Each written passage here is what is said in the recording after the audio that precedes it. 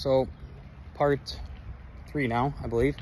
One of the big things is you have to know what to look for on a vehicle to talk the vehicle down. The vehicle could be an amazing vehicle, could run great, but there's still stuff that you can point out and ways to point out on the vehicle in order to bring the value essentially down on the vehicle.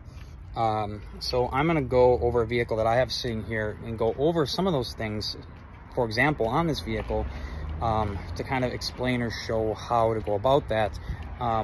With that being said, a lot of this stuff is getting fixed on this vehicle, but it was just a good easy way to point something out, to kind of bring down the person's internal value of how much they think that their car is worth, because everyone thinks their car is worth excellent shape, and it rarely is.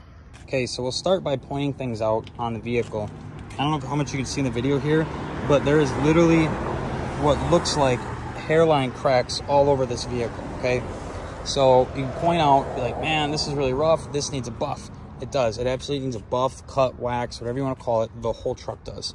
Now, I got a guy that'll come to my shop and do it for less than $250, so not that big of a deal. But if you're going to drop it off at a dealership, it could be $500 to $1,000 to have this paint corrected back to nice looking. You know what I mean? So that's that. One, I just drove this truck from Arkansas back to here, so the truck's really dirty and really rough looking.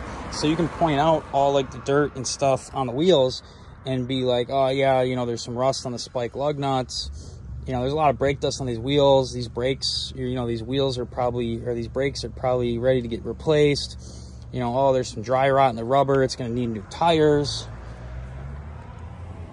There's a lot of rust coloring around this Ram SRT logo, meaning that it needs to get clay barred. And the proper way to do this is probably end up taking this logo off, re-clay barring it, fixing all the buffing on the paint, and putting this logo back on. Same thing here. You can see like the paint damage here, all these scratches everywhere. Not really even sure where those scratches even came from, but the whole thing's covered in it. Interior, I didn't even know this was in here, so I got a free power inverter apparently. DVD players. The interior is actually really nice. There's not really anything to comment on the interior because it is a low mileage truck. I mean, right here, you can say, oh, there's cracks and wrinkles in the seat and holes in the seat. It's gonna need a whole new seat. You know how hard it is to find a seat for an SRT 10 Viper Ram. Steering wheel covers usually high damage. You can see there is a little bit of heat damage to the steering wheel. That's something there. Tint. The windows are tinted, but the tint is old, looks like shit. Say, oh yeah, I'm gonna have to get the windows retinted. There's little lines and shit in them all the way up at the top. Stuff, my bad. No bed liner. Got to bed line the truck if you're going to use it as a truck. Same thing with the rear tires, dry rot. You know, there's crap stuffed in here, so all this is going to have to get cleaned out. You know, the bumper doesn't fit here, so now it's like, was it supposed to be fit here? And if it is, that means this is going to come off and get re-glued on, or is that too tight? Let's see what else we can find here. Little dent in it right there. I mean, that's about it. But, you know, or you could even say with these seals, be like, ah, you know, this clearly is a, let's see here.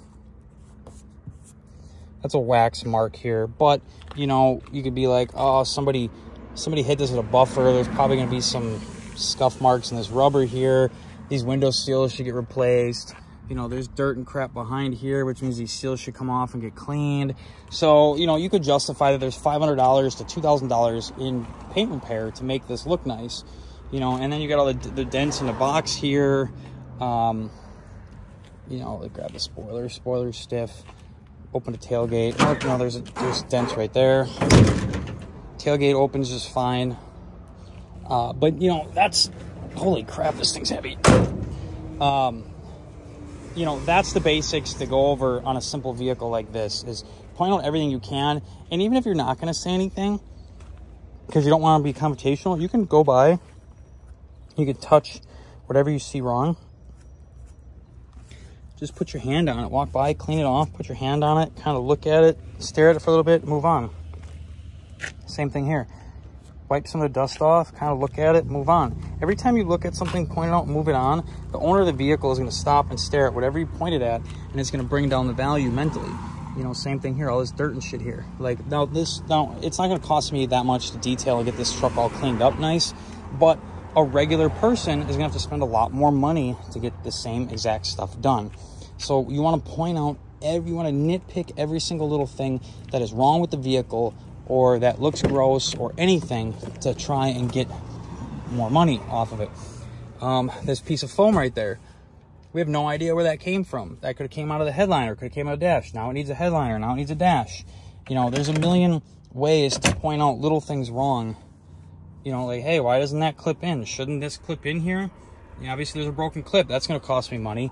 So just nitpick everything, and you could take a vehicle that's for, say, $25,000, and you could possibly talk them down to $20,000 to $22,000. So